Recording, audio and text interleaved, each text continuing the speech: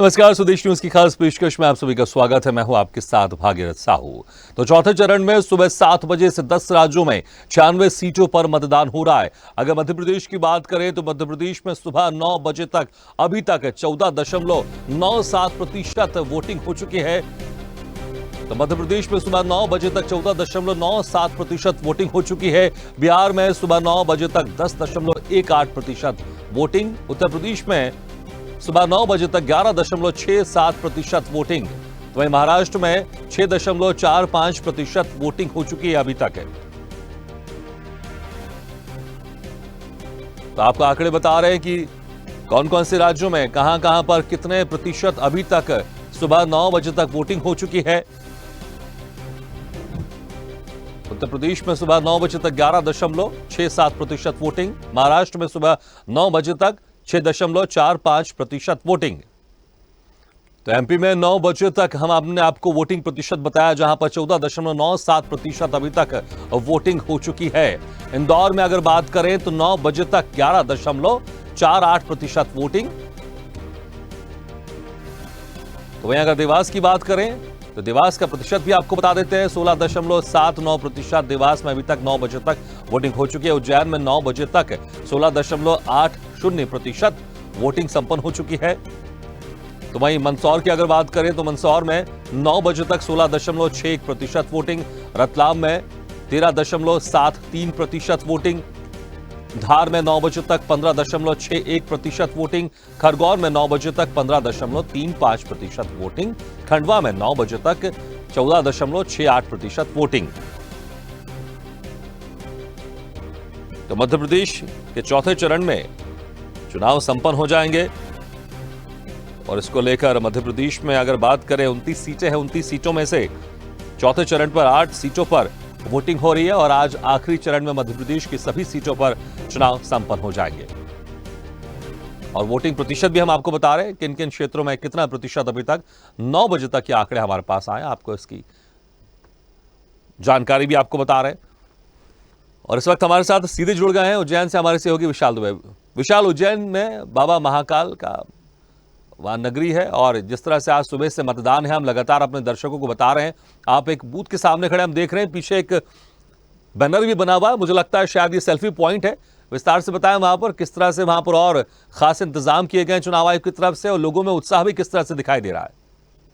जी बिल्कुल, लोकसभा के चुनाव में कहीं न कहीं जनता में अपार उत्साह है। कहीं कहीं लाइनों में खड़े होकर और अपनी इंतजार कर रहे हैं और अपने मताधिकार का उपयोग करने के लिए लगातार यहाँ पर आए हुए हैं।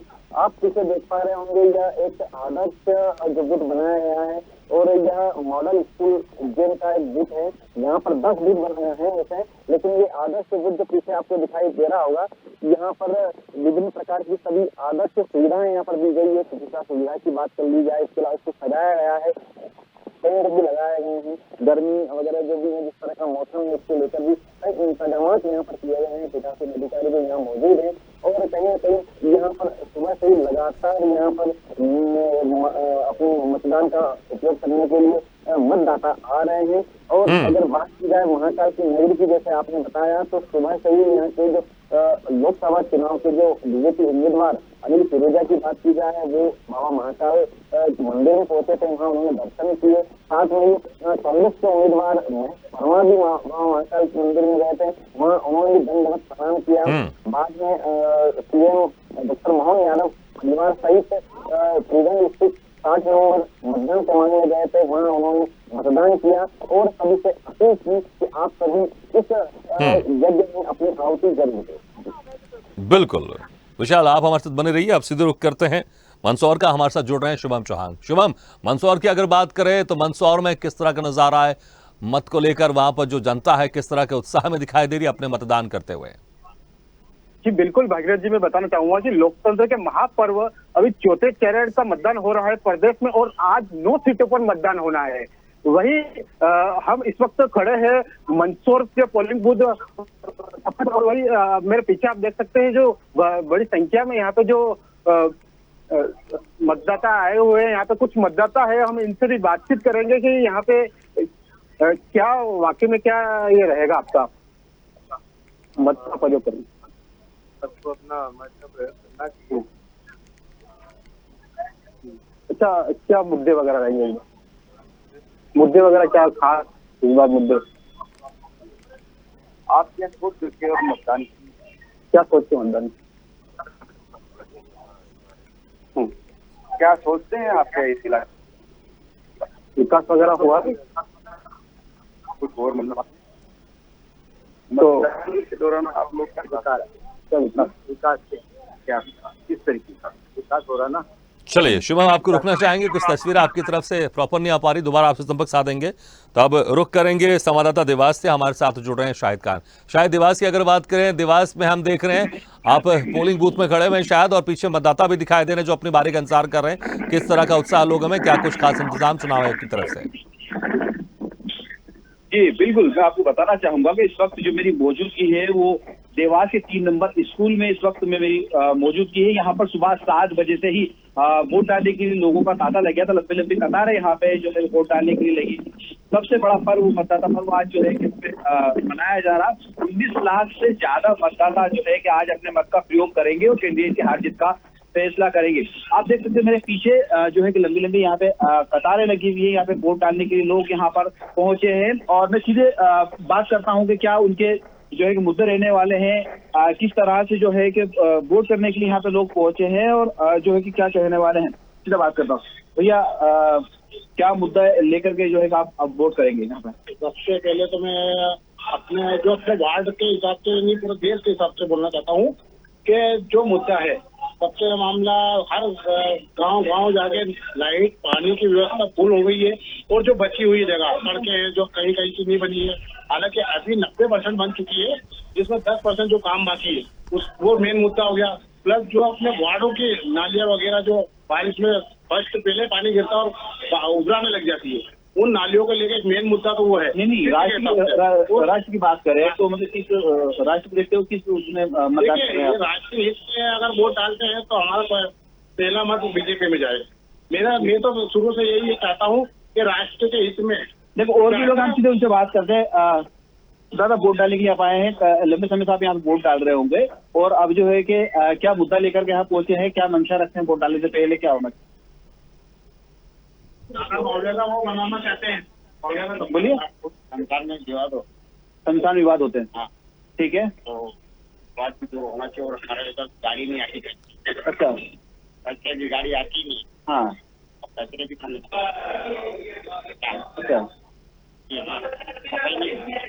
अच्छा अच्छा कोई देखता ही नहीं, अच्छा ना दारोगा देखता ना कोई शिकायत कराऊँ मुद्दा वो बताओ जातिवाद उसको पता है। सबसे बड़ा मुद्दा यही है, पूरा भारत चल रहा है भाई। आप देखिए, आप युवा है, आप क्या सोच के मतदान करेंगे यहाँ पहुंचे? मैं ये सोच के मतदान करने के लिए यहाँ पहुंचा हूँ कि सबसे मेन चीज जो चल रहा है रोजगार जी, उसके ऊपर, और दूसरा ये जातिवाद। केवल ये जातिवाद खत्म हो जाए तो यूँ क्लियर है सारा मामला, किसी चीज में किसी को भी दिक्कत नहीं आएगी। सब हंसी खुशी खेल रहा है, बोले ये आज ही सब जात के खड़े हुए हैं, लेकिन जो चल रहा है उसे खत्म कर दीजिए और कुछ नया ला, कुछ नया। ठीक है, ठीक है, हम दोबारा आपके पास आएंगे। अब सीधे रुख करते हैं खरगोन का, हमारे साथ जुड़े हमारे से होगी राहुल पंड्या। राहुल, खरगोन की अगर बात करें, खरगोन में किस तरह से मतदान जारी है? सुबह 7 बजे से कितना प्रतिशत अभी तक मतदान?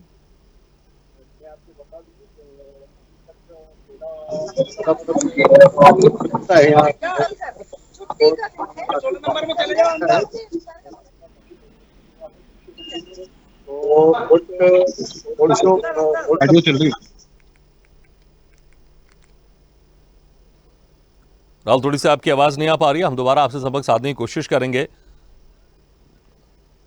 तो लगातार हम आपको तस्वीरें भी दिखा रहे हैं। चलिए एक बार आपको फिर से बता दें कि मध्य प्रदेश में किन किन क्षेत्रों में कितना प्रतिशत मतदान हो गया है अभी तक। पूरे अगर मध्य प्रदेश की बात करें तो सुबह 9 बजे तक 14.97% मतदान हो गया है। इंदौर की बात करें तो 11.48%। देवास में 9 बजे तक 16.79% वोटिंग हो चुकी है। उज्जैन में 9 बजे तक 16.80%। मंदसौर में 16.61%।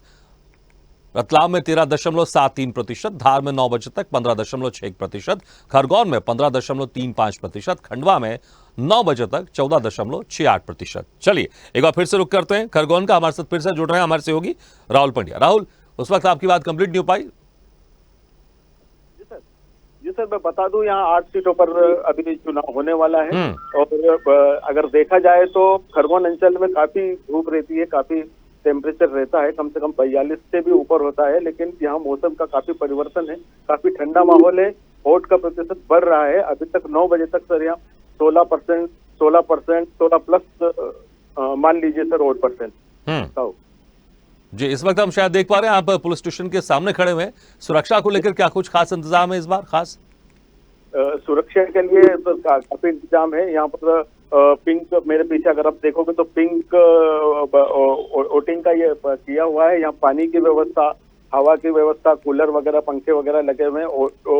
वोटरों के लिए काफी व्यवस्था की गई है। ठीक है। खरगोन में अगर देखें सियासी समीकरण क्या कुछ इस बार सामने आ रहे हैं? दोनों पार्टियों की तरफ से चुनाव प्रचार प्रसार किस तरह से रहा, किस तरह के मुद्दे थे जो छाए रहे? दोनों पार्टियों के काफी कांटे की टक्कर देखने को मिल रही है। अगर बीजेपी की माने तो यहाँ पीएम प्रचार करने आए तो उसके एक दिन पहले राहुल गांधी भी यहाँ प्रचार करने आए हैं। दोनों में बराबर की टक्कर देखने नजर आ रही है। 2019 में ये सीट बीजेपी के ही हिस्से में रही है और इस बार अब फिर से बीजेपी ये जरूर दावा कर रही है, लेकिन कांग्रेस भी लगातार ये कह रहे कि इस बार हम भी पिछले बार के मुकाबले ज्यादा बेहतर परफॉर्मेंस करते हुए दिखाई देंगे। ठीक है, आज मतदान है, 4 जून को रिजल्ट सामने आ जाएगा कि कौन पार्टी जीत रही है। लेकिन चुनाव आयोग की तरफ से इस बार लोगों को किस तरह से जागरूक किया जा रहा था मतदान करने के लिए, क्योंकि हमने पहले और द्वितीय चरण में देखा कि मत प्रतिशत कम था, लेकिन फिर जिस तरह से पार्टियों की तरफ से भी, चुनाव आयोग की तरफ से भी और पुरजोर कोशिश की गई, तो तृतीय चरण में जो चुनाव प्रतिशत था, जो मत प्रतिशत था, वो पहले के मुकाबले बेहतर रहा। इस बार और क्या कुछ खास इंतजाम किए गए चुनाव आयोग की तरफ से? किस तरह से लोगों को जागरूक किया गया? काफी प्रकार की रैलियां निकाली गई, नुक्कड़।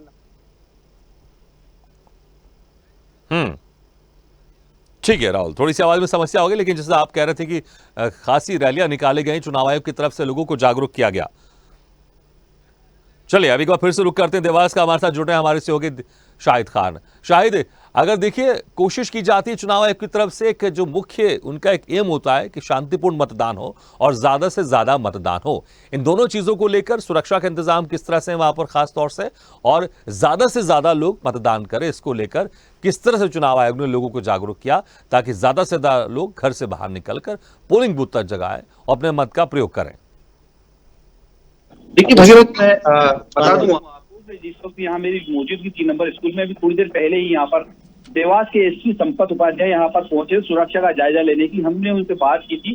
पूरे देवास जिले में जो है सुरक्षा के पुख्ता इंतजाम है। जगह पोलिंग बूथों पर जो है कि पुलिसकर्मी यहाँ पर लगाए गए हैं और चुनाव आयोग ने जो है पूरी तैयारी एक दिन पहले ही उन्होंने कर ली थी और आज भी जो है जगह जगह जो है पूरी तैयारी में। हालांकि कुछ देर पहले जो जिस पोलिंग बूथ में मैं खड़ा हूँ, 250 नंबर का पोलिंग बूथ है, यहाँ पे मशीन जरूर खराब हो गई थी, जो 10 मिनट बाद फिर से उसको चालू कर दी गई है। भागीरथ, कितना समय लग गया? मशीन में क्या कुछ खराबी सामने आ रही थी और कितना समय लगा फिर से दोबारा मतदान शुरू होने में?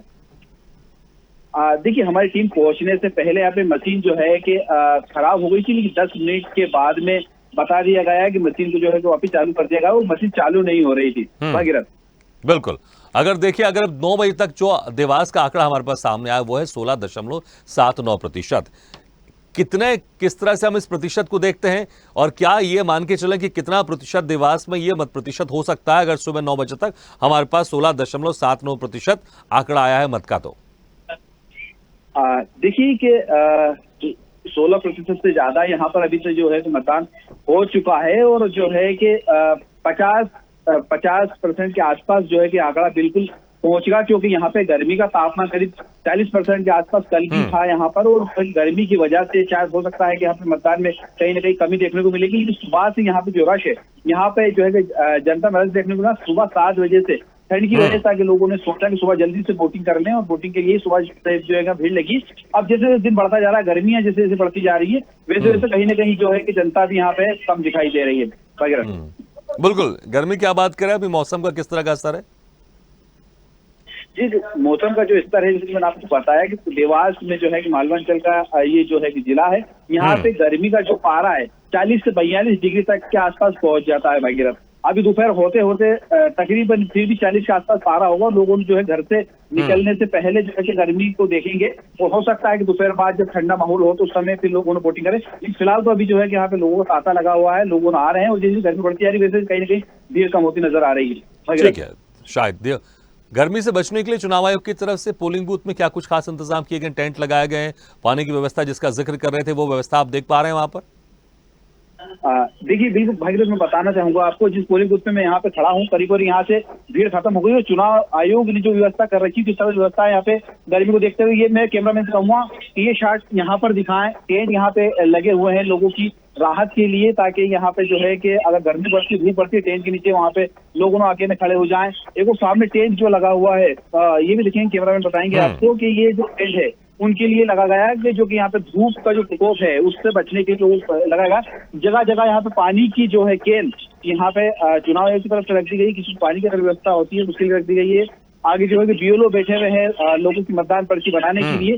अधिकांश जो यहाँ पे बूथ है और जो है वहाँ पे सिर्फ अगर देखा जाए तो सिर्फ एक ही जो बूथ है जहाँ पर जो है कि भीड़ लगी हुई है, बस करीब भीड़ करीब जो है कि लोग यहाँ पे दिख रहे हैं। एक पोलिंग बूथ वहाँ पे भीड़ लगी हुई है, और सीधे हम वहां से जनता से बात करेंगे, सिर्फ यहीं पर ही वीडियो उनके क्या कुछ मुद्दे रहने वाले हैं, और जो है क्या वोट डालने के लिए अगर वो यहाँ पे पहुंचे हैं तो क्या मंशा रखते हैं, उनका नेता कैसा होना चाहिए, प्रधानमंत्री जो है प्रधानमंत्री का चुनाव है वो कैसा होना चाहिए। ठीक है, शायद हम आपको थोड़ा इस वक्त रुकना चाहेंगे, आप सीधे रुक करेंगे।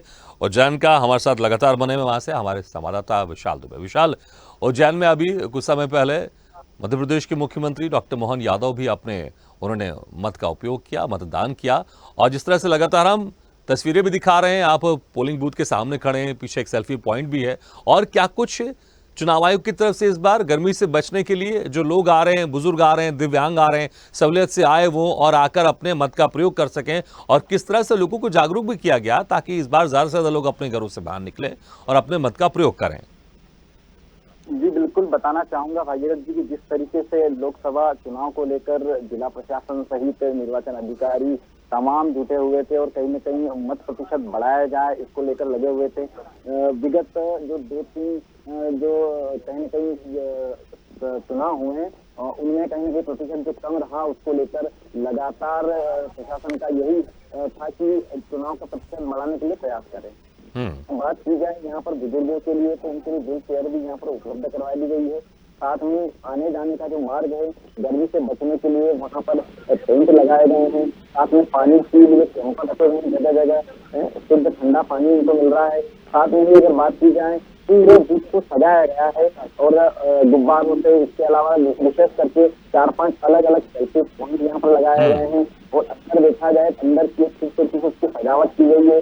ऐसा बनाया गया है जिससे कि कहीं न कहीं मतदाता उसकी तरफ आकर्षित हो। साथ में कल या परसों की बात की जाए तो यहाँ के जिला कलेक्टर नीरज कुमार सिंह द्वारा कहीं न कहीं यहाँ के मतदाताओं को रिझाने के लिए रैली निकाली गई थी। साथ में ये पीले चावल भी पेश किए गए थे और मतदान केंद्र पर बुलाने के लिए प्रयास किए गए। जी भाई, अक्सर हमने देखा है जब मतदाता आते हैं पोलिंग बूथ पर तो किसी के पास पर्ची रहती है, किसी के पास नहीं रहती है। पर्ची कोशिश की जाती है कि घर घर तक पहुंचाई जाए, लेकिन कभी कभी पर्ची नहीं मिलती है। इसको लेकर वहां पर क्या इंतजाम किए गए हैं ताकि अगर जो लोग आते हैं, क्योंकि पोलिंग बूथ में कहां पर जाना है, किस तरह से जाना है, इसको लेकर किस तरह से वहां पर इंतजाम किए गए हैं? चुनाव आयोग की तरफ से क्या कुछ मदद की जा रही है और किस तरह से लोगों को जो कंफ्यूजन है उसको दूर किया जा रहा है? चुनाव आयोग द्वारा साफ तौर पर पहले से ही 13 प्रकार के जो आइडेंटिफिकेशन के कार्ड होते हैं जनता के, उनको बताया गया था इनके माध्यम से वोटिंग की जा सकती है। साथ में अगर पर्ची की बात की जाए तो उसके लिए यहाँ पर तमाम अमला यहाँ तैनात है। किसी प्रकार की इस तरह की अगर समस्या आती है तो उससे निजात पाने के लिए यहाँ पर प्रशासन मुस्तैद है। ठीक है, अधिकारी यहाँ पर मौजूद है। ठीक है विशाल, बहुत बहुत शुक्रिया इस तमाम जानकारी के लिए, तस्वीरों में दिखाने के लिए। बाकी सभी सहयोगों का शुक्रिया। जिस तरह से मध्य प्रदेश में जो 8 चरणों में जो 8 सीटों पर आज चुनाव हो रहे हैं, चौथे चरण में अभी तक 9 बजे तक 14.97% यहाँ पर मत प्रतिशत हुआ है। और स्वदेश न्यूज भी आप सभी से लगातार विनती कर रहा है कि अपने मत का प्रयोग जरूर करें। तो लगातार सुबह 7 बजे से चौथे चरण में 96 सीटों पर मतदान जारी है। तो 10 राज्यों के 96 सीटों पर मतदान जारी है। अगर उत्तर प्रदेश की बात करें तो उत्तर प्रदेश में 9 बजे तक 11.67% मतदान हुआ है। शाहजहांपुर में 5.94% वोटिंग, खीरी में 12.21% वोटिंग। तो वहीं धौरहरा की बात करें तो 13.96% अभी तक मतदान हो चुका है। तो यूपी में 9 बजे तक 11.67% वोटिंग हुई है। उत्तर प्रदेश बड़ा राज्य है, 80 सीटें यहां से आती हैं और हर चरण में 7 चरण में लोकसभा के चुनाव संपन्न होंगे और उत्तर प्रदेश में सभी चरणों में मतदान है।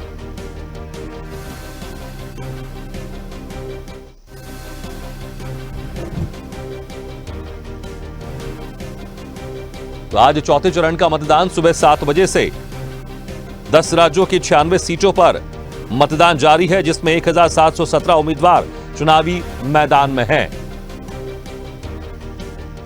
उत्तर प्रदेश बड़ा राज्य है, यहां से 80 सीटें आती हैं, इसलिए सभी पार्टियों की तरफ से खास यहां पर ज्यादा फोकस किया गया है, क्योंकि अगर केंद्र में आपको सरकार बनानी है तो उत्तर प्रदेश में ज्यादा से ज्यादा सीटें लेकर आपको आनी ही होंगी।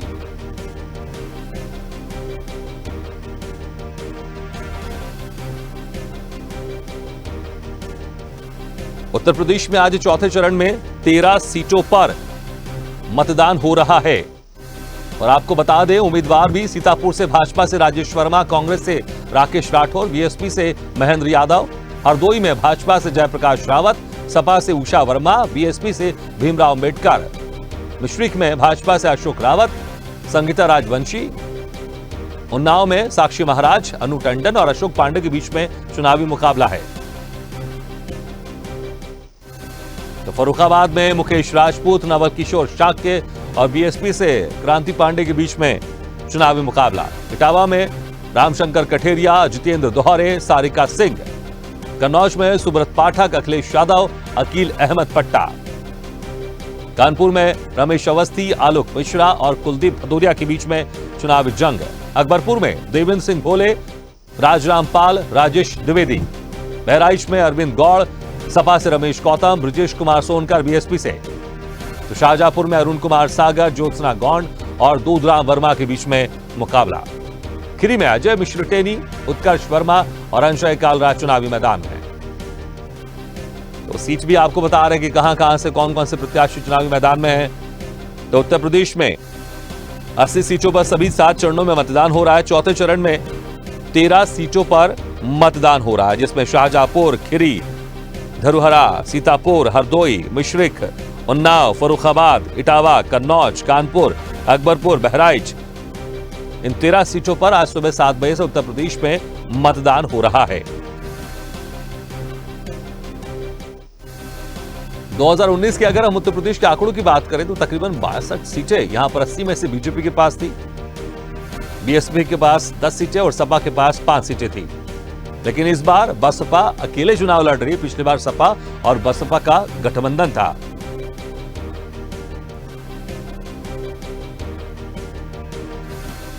और आपको तस्वीरें भी दिखा रहे हैं कि कौन कौन से क्षेत्र में किन किन के बीचों में चुनावी जंग है। प्रमुख पार्टियां हैं यहां पर, बसपा, सपा और बीजेपी के बीच में अक्सर जगह चुनावी जंग है। लेकिन इस बार बसपा अकेले चुनाव लड़ रही, इसका क्या असर होगा यह भी देखने वाली बात होगी, क्योंकि पिछली बार बसपा जब सपा के साथ चुनाव लड़ी थी तो उस वक्त 10 सीटें बसपा के हिस्से में आई थी, सपा के हिस्से में 5 सीटें आई थी। चलिए अब सीधे रुख करते हैं कानपुर का। हमारे साथ जुड़ने हमारे सहयोगी सर्वेंद्र कुमार। सर्वेंद्र, किस तरह से वहां पर उत्साह दिखाई दे रहा है, क्या कुछ नजारा मतदान के दिन?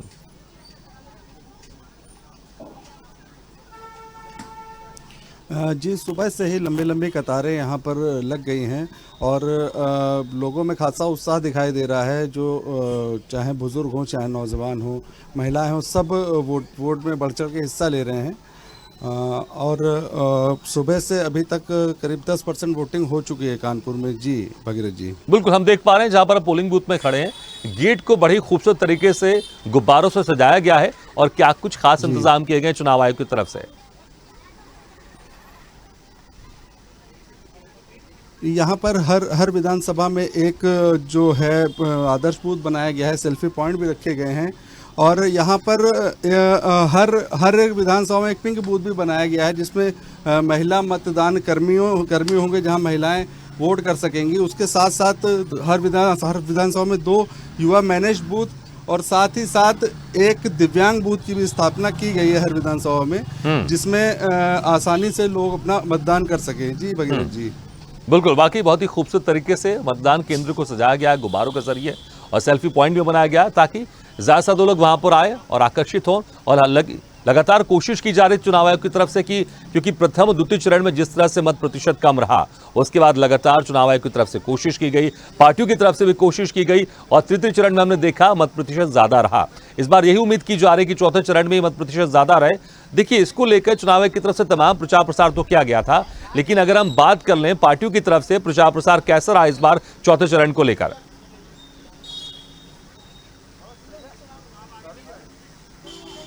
जी, पार्टियों ने भी अपना पूरा प्रयास किया है कि मतदाताओं को बूथ स्थल तक लाया जाए। उसके लिए तमाम तरह की, जैसे अभी सुबह ही यहाँ के एक विधायक हैं, वो ढोल मजीरा लेके सड़कों पर उतरे निकले और उन्होंने मतदाताओं से वोट करने की अपील की। कल ही यहाँ पर कानपुर के जो जिला निर्वाचन अधिकारी हैं, उन्होंने एक शादी के कार्ड के रूप में लोगों तक मतपत्र पहुंचाए और मतदान करने की अपील की। जी भगीरथ जी, बिल्कुल। अगर मौसम की बात कर लें, क्या कुछ मौसम का असर वहां पर दिखाई दे रहा है? क्योंकि हमने देखा है दोपहर में थोड़ी सी कम भीड़ रहती है, लोग कोशिश करते हैं कि दोपहर में ज्यादा धूप होने से पहले निकल कर आ जाएं घरों के बाहर और मतदान कर दें या फिर शाम के समय मतदान कर दें। अभी मौसम किस तरह का है और इसको लेकर क्या कुछ चुनाव आयोग की तरफ से धूप से बचने के लिए और प्यास के कारण जो लोग परेशान होते हैं उनके लिए क्या कुछ खास इंतजाम किए गए हैं? जी, आपको बताना चाहूँगा जिला प्रशासन की तरफ से धूप तो खैर काफ़ी है, गर्मी भी काफ़ी है, उसके लिए यहाँ पर बूथ में पानी की व्यवस्था की गई है। साथ ही साथ यदि अगर किसी के साथ कोई मेडिकल इमरजेंसी आती है तो उसके लिए जो पोलिंग एजेंट हैं उनके पास फर्स्ट एड किट को भी रखा गया है, ताकि किसी भी मेडिकल इमरजेंसी में जो अगर होता है तो उससे किया जा सके लोगों का।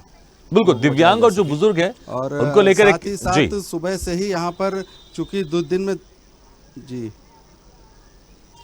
दिन में धूप यहाँ पर ज़्यादा हो जाती थी, सुबह से ही मतदाता लंबी लंबी कतारें यहाँ पर लग गई थी। लोग वोटिंग 7 बजे शुरू होनी थी, लेकिन 6:30 बजे से ही लोगों ने मतदाता आना शुरू हो गए थे और लोगों में खासा उत्साह देखा जा रहा है। जी भगीरथी जी, ठीक है, अब आपको सीधे लेके चलेंगे इस वक्त पटना साहिब में, जहां पर नरेंद्र मोदी लाइव है। सीधे आप तस्वीर देख रहे हैं पटना साहिब से।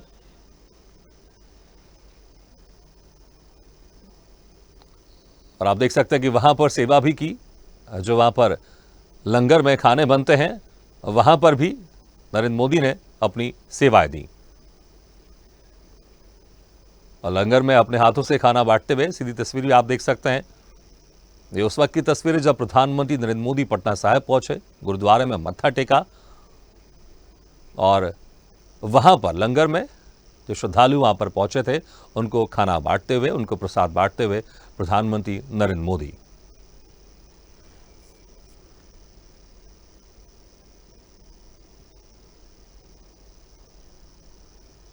और ये तस्वीर भी आप देख सकते हैं, बहुत ही एक अनोखी तस्वीर है जहां पर खुद अपने हाथों से प्रधानमंत्री नरेंद्र मोदी रोटी बनाते हुए आज पटना साहिब पहुंचे, गुरुद्वारे में मत्था टेका और वहां पर सेवाएं दी। वहां पर जो श्रद्धालु आए थे उनको अपने हाथों से खाना बांटा, रोटियां बनाई।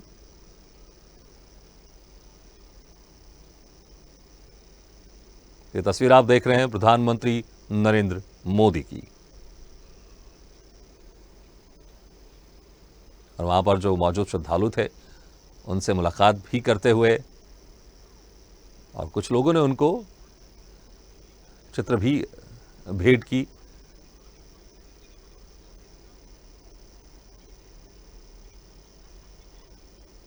तो अपने खास एक अलग अंदाज में प्रधानमंत्री नरेंद्र मोदी आज दिखाई दे रहे हैं। पटना साहिब पहुंचे, गुरुद्वारे में मत्था टेका और एक अनोखे अंदाज में छोटे से बच्चे से हाथ हिलाते हुए। अक्सर हमने देखा है कुछ तस्वीरें जब प्रधानमंत्री नरेंद्र मोदी किसी बच्चे से मिलते हैं तो उनके साथ उन्हीं के अंदाज में मुलाकात करते हैं। कभी हमने देखा है बच्चों के कान पकड़ते हुए, तो कभी बहुत ही प्यारी एक मनमोहक तस्वीर दिखाई दी जहां पर छोटे बच्चे को बड़े ही अनोखे अंदाज में उनसे हाथ मिलाया और उसके पहले गुरुद्वारे में मत्था टेका, जहां पर भोजन पक रहा था वहां पर जाके सेवाएं दी, अपने हाथों से रोटियां बेली और वहां मौजूद श्रद्धालु जो लंगर में बैठे हुए थे उनको अपने हाथों से खाना भी परोसा।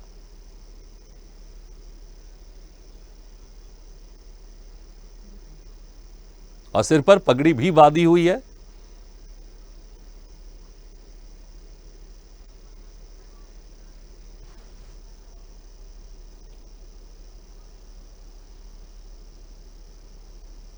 तो तीसरा टर्म को लेकर प्रधानमंत्री नरेंद्र मोदी कई बार कह चुके हैं कि पहला और दूसरे टर्म के बाद तीसरा टर्म का मैं निमंत्रण देने आया हूं, हमारी सरकार का निमंत्रण देने आया हूं।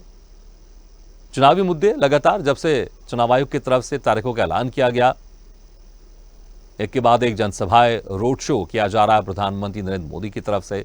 वहीं आज गुरुद्वारे पहुंचे, मत्था टेका, अपने हाथों से रोटियां बनाई और वहां मौजूद श्रद्धालुओं को अपने हाथों से प्रसादी वितरण किया।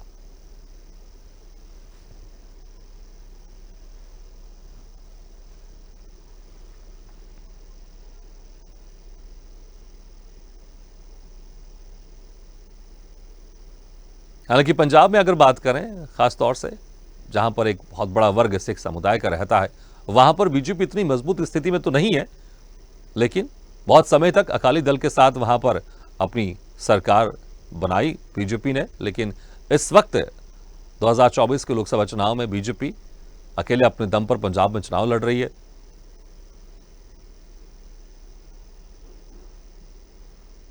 और ये उनकी एक तस्वीर आज पगड़ी पहने हुए गुरुद्वारे में मत्था भी टेका, वहां पर मौजूद लोगों से मुलाकात भी की, एक छोटे से बच्चे के साथ बहुत ही खूबसूरत अंदाज में अपने हाथ हिलाए। किचन में जहां पर खाना पक रहा था वहां जाकर अपनी सेवाएं दी, रोटियां भी बेली और मौजूद श्रद्धालु जो लंगर में बैठे थे उनको अपने हाथों से खाना खिलाया।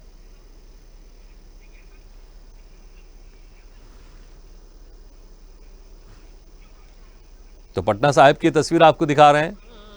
प्रधानमंत्री नरेंद्र मोदी गुरुद्वारे में मत्था टेकते हुए।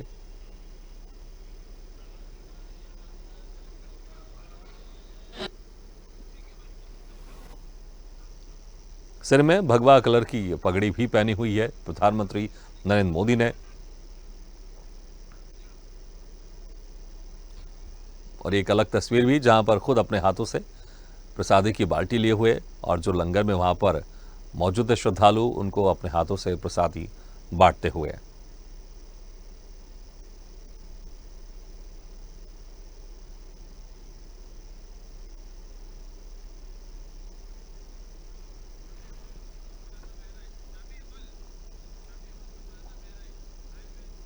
चलिए अब सीधे रुख करते हैं बहराइच का और हमारे साथ जुड़े हमारे संवाददाता शबीहुल।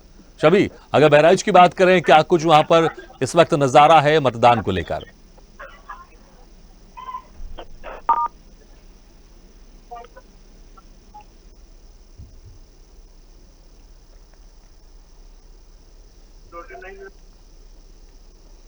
शबीहुल, आपको मेरी आवाज सुनाई दे रही है? चलिए, लगता है कि हमारी आवाज उन तक नहीं पहुंच पा रही। हम दोबारा उनसे संपर्क साधने की कोशिश करेंगे, लेकिन सुबह 7 बजे से 96 सीटों पर मतदान जारी है।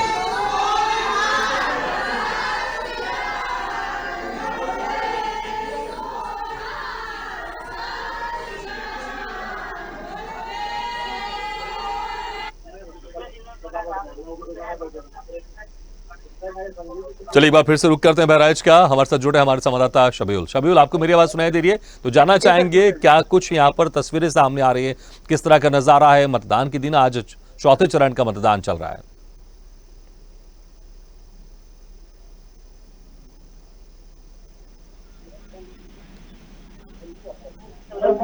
बारिश शुरू हो चुकी है, लेकिन फिर भी लगातार देखने को मिलता है कि मतदाता अभी भी जागरूक है और अपने अपने घरों से निकल के मतदान स्थल पहुंच रहे हैं। आपको दिखाते कि यहाँ पर कई बूथ है और आपको देखने को मिलेगा कि बारिश हो रही है, उसके बाद भी लोग अपने अपने मत को डाल करके और लगातार बूथ से वापस आ रहे हैं। जी बिल्कुल बिल्कुल शबीहुल, आपको रोकना चाहेंगे। इस वक्त आपको एक बड़ी खबर बता रहे हैं, इस वक्त की बड़ी खबर आपको बता रहे हैं जौनपुर से, जहां पर गोलियों की तड़तड़ाहट से गूंजा शाहगंज। तो ये बड़ी खबर आपको बता रहे हैं जौनपुर से, जहां पर पत्रकार की गोली मारकर हत्या कर दी गई है। पत्रकार आशुतोष श्रीवास्तव की हत्या दबंगों ने पत्रकार की गोली मारकर की हत्या। जौनपुर में पत्रकार की गोली मारकर हत्या। तो ये बड़ी खबर आपको बता रहे हैं। शाहगंज कोतवाली क्षेत्र का ये पूरा मामला है, जहां पर गोलियों की तड़तड़ाहट से गूंजा शाहगंज। पत्रकार आशुतोष श्रीवास्तव की दिन दहाड़े गोली मारकर हत्या कर दी गई। तो ये बड़ी खबर। एक तरफ जहां पर सुरक्षा के खास इंतजाम किए जाते हैं, मतदान के दिन वहां पर एक पत्रकार की हत्या कर दी गई। दबंगों ने पत्रकार आशुतोष श्रीवास्तव की गोली मारकर हत्या कर दी। शाहगंज कोतवाली क्षेत्र का यह पूरा मामला है, जहां पर एक पत्रकार की हत्या कर दी गई।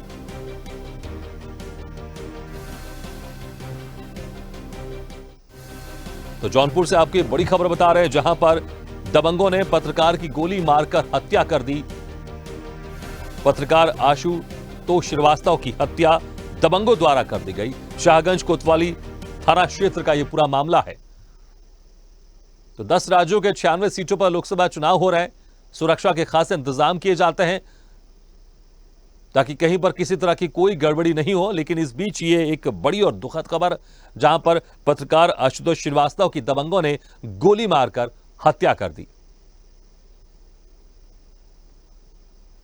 इस वक्त पुलिस प्रशासन की तरफ से चाक चौबंद व्यवस्था भी की जाती है। जिन जिन के पास लाइसेंस बंदूकें हैं, उन सभी की बंदूकें थाने में जमा करवा दी जाती हैं। लेकिन अगर फिर इस तरह की खबरें सामने आती हैं कि गोली मारकर, वो भी एक पत्रकार की हत्या कर दी जाती है गोली मारकर, तो एक बड़ा सवाल उठता है। सवाल यह भी उठता है कि क्या वो लाइसेंस बंदूक थी? अगर लाइसेंसी बंदूक थी तो फिर उसको थाने में जमा क्यों नहीं कराया गया? या फिर अगर वह अवैध बंदूकें थी तो उस पर पुलिस की तरफ से कहीं ना कहीं पुलिस के ऊपर एक सवाल खड़े होते हैं कि इस तरह से गोली मारकर एक पत्रकार की हत्या कर दी जाती है। उस वक्त जब चुनाव को लेकर पुलिस प्रशासन बड़ा सतर्क रहता है, सुरक्षा के पुख्ता इंतजाम किए जाते हैं और यह भी ध्यान दिया जाता है कि कौन कौन से उनके क्षेत्र में बदमाश हैं जिनको तड़पार किया जाता है या फिर जिनको जेल में बंद कर दिया जाता है। लेकिन इस बीच दबंगों की तरफ से एक पत्रकार आशुतोष श्रीवास्तव की हत्या कर दी जाती है गोली मारकर। तो एक बड़ा सवाल उठता है सुरक्षा की दृष्टि से। शाहगंज कोतवाली क्षेत्र का यह पूरा मामला है।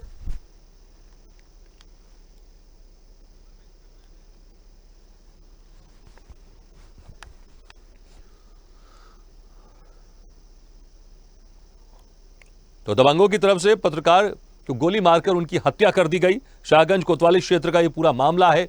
गोलियों की तड़तड़ाहट से गूंजा शाहगंज।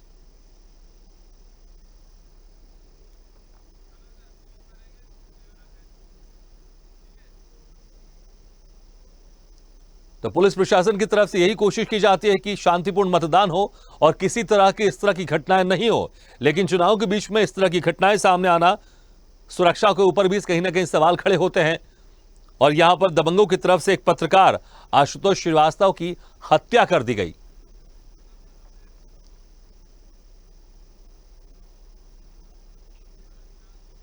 चलिए इस खबर पर और ज्यादा जानकारी के लिए बात करते हैं सीतापुर से हमारे संवाददाता शावेज खान से।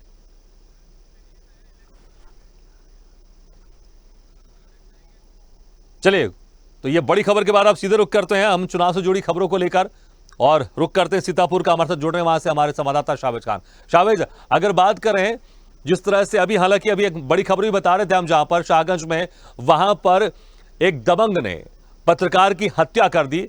सुरक्षा की दृष्टि से बड़े सवाल खड़े होते हैं। अगर सुरक्षा की दृष्टि से बात करें सीतापुर में, तो क्या कुछ खास इंतजाम है?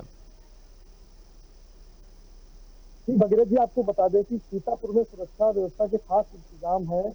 पुलिस फोर्स हर जगह तैनात है। प्रशासन की ओर से काफी व्यवस्थाएं की गई है। तो आप सवाल उठा रहे थे कि लाइसेंसी असलहे जो है यहाँ काफी हद तक जमा भी करा लिए गए थे और इस तरह की यहाँ पर लॉ एंड ऑर्डर को लेकर के कोई समस्या नहीं हुई। बिल्कुल, अक्सर देखिए वाकई एक बड़ी दुखद खबर है। शाहगंज में जो घटना हुई, वहां पर एक दबंगों ने पत्रकार की गोली मारकर हत्या कर दी। अक्सर जब भी चुनाव होते हैं उसके समय थाने में जो लाइसेंसी बंदूक होती है उनको जब्त करवाना होता है, उनको जमा करना होता है, और जो भी वहां पर नामजद अपराधी होते हैं उनको पकड़ लिया जाता है या फिर उनको तड़ीपार कर दिया जाता है ताकि किसी तरह की अनहोनी ना हो। इसको लेकर अगर बात करें सीतापुर में, क्या पुलिस प्रशासन की तरफ से इस तरह के जो खास इंतजाम जो होते हैं, जिनके पास लाइसेंसी रिवॉल्वर हो और खासकर अवैध तमंचे के ऊपर भी कहीं ना कहीं पुलिस को सख्त कार्रवाई करनी चाहिए, क्योंकि जब ये मामला सामने आएगा शाहगंज का कि क्या वो लाइसेंसी बंदूक से या फिर अवैध तमंचे से, अवैध बंदूक से गोली मारकर हत्या कर दी गई, मुझे लगता है जांच के बाद ही सामने आएगा। लेकिन पुलिस प्रशासन की तरफ से सीतापुर में इस तरह के चीजों को लेकर सख्ती से इंतजाम किए गए थे और सख्ती से सभी को वहां पर जो बंदूकें उनको जमा करवाई गई थी, और सुरक्षा को लेकर पोलिंग बूथ में क्या कुछ इंतजाम किए गए? सुरक्षा को लेकर के पोलिंग बूथ पर काफी संख्या में फोर्स तैनात है। तो आप असलहे की बात कर रहे हैं, जो लाइसेंसी असलहे हैं वो पुलिस ने अभियान चलाकर जमा कर। ठीक है, थोड़ी सी आवाज में समस्या है, लेकिन जिस तरह से आप बता रहे थे कि पुलिस ने एक अभियान चलाकर जो लाइसेंसी बंदूक होते हैं उनको जब्त किया है, और पुलिस को करना भी चाहिए। लेकिन जिस तरह से ये घटना शाहगंज में एक पत्रकार की गोली मारकर हत्या कर दी गई, देखना होगा कि यहां पर कहां पर चूक हुई, क्या लाइसेंसी रिवॉल्वर थी या फिर अवैध तमंचा था। लेकिन एक बड़ी खबर है जहां पर शाहगंज में दबंगों ने पत्रकार की गोली मारकर हत्या कर दी। लेकिन यहां लेंगे छोटा सा ब्रेक के बाद भी जा रही है हमारी चुनावी चर्चा और चुनावी अपडेट।